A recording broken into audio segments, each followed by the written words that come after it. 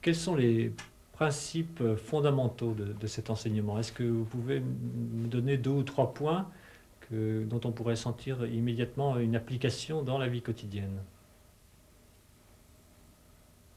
Il y a certainement une part de connaissance de soi, mais pas au sens de savoir que je préfère la montagne à la mer ou que je préfère Mozart à Fauré ou Debussy. De connaissance beaucoup plus fine de nos mécanismes émotionnels et mentaux, et même du substrat physiologique des émotions. Connaissance de soi. On ne peut pas être libre de mécanismes et de fonctionnements qu'on ne connaît pas du tout. Et puis, il y a un thème très important, la prise en considération de l'autre.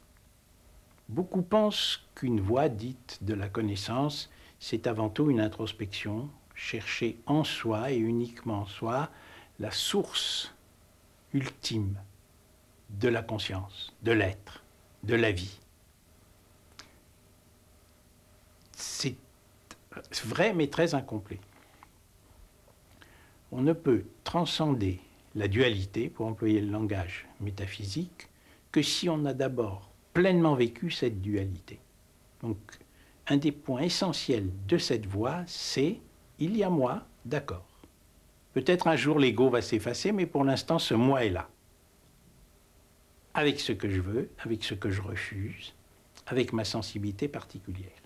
Et il y a l'autre. Mon fils, ma femme, mon voisin, l'autre.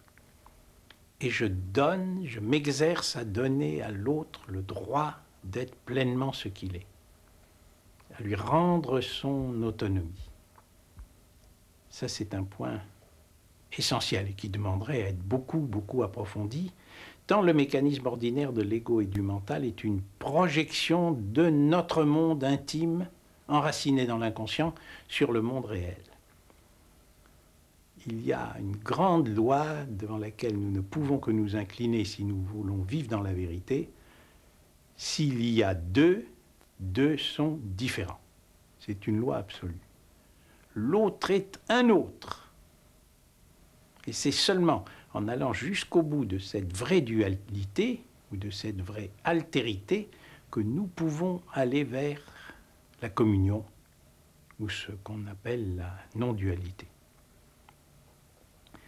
Mon propre maître m'avait dit un jour, « Oh, la voie se résume en quelques mots, moi seulement, moi et les autres et moi, les autres seulement. »